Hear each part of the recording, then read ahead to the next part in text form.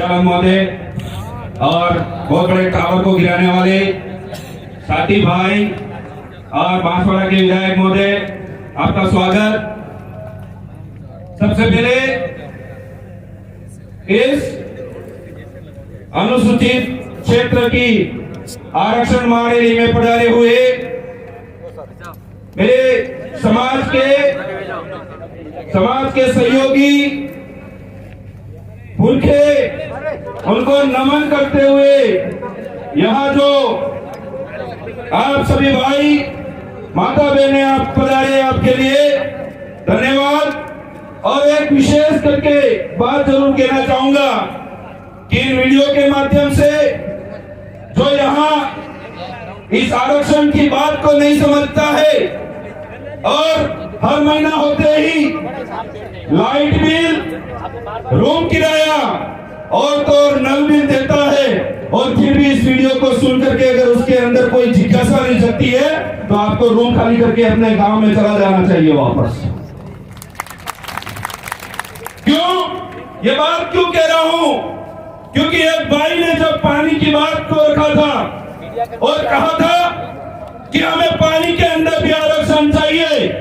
हमने जब हमारे इलाके के अंदर बड़े बड़े बांध बनवाने थे तब पूरी जमीन दी और वहां पालों की पाले विस्थापित हो गई।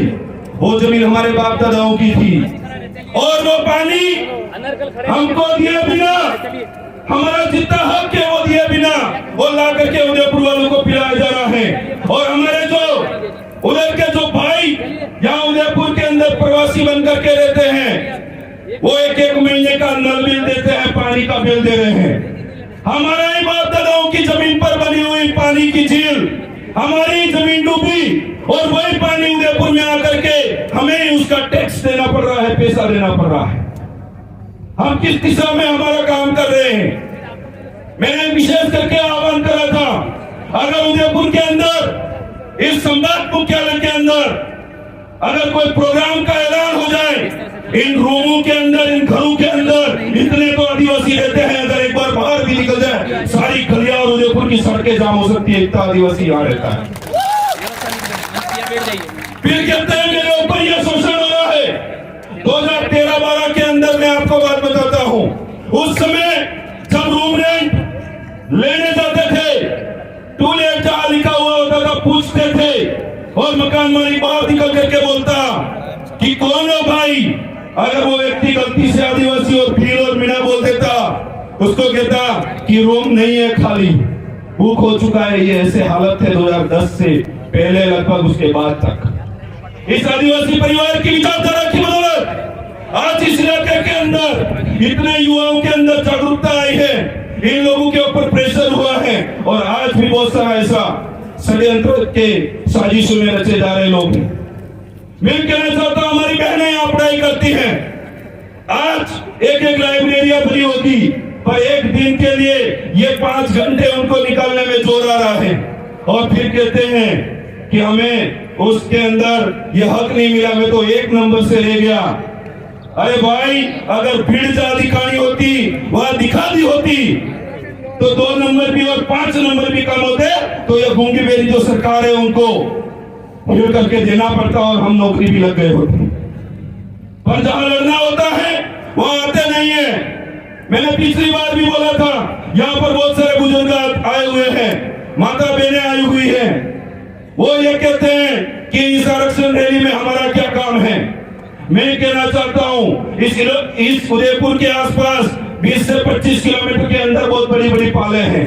उन पालों के अंदर खुद का पानी था, खुद का खनिज और खुद का अनाज उत्पन्न करके वो लोग अपना जीवन यापन करते थे।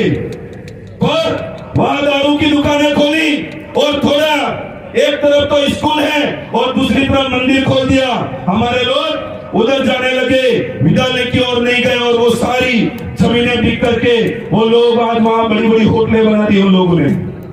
ये क्यों हुआ? क्योंकि हमारी जागरूकता की कमी की वजह से वो सारी चीजें हमसे छीनी गई।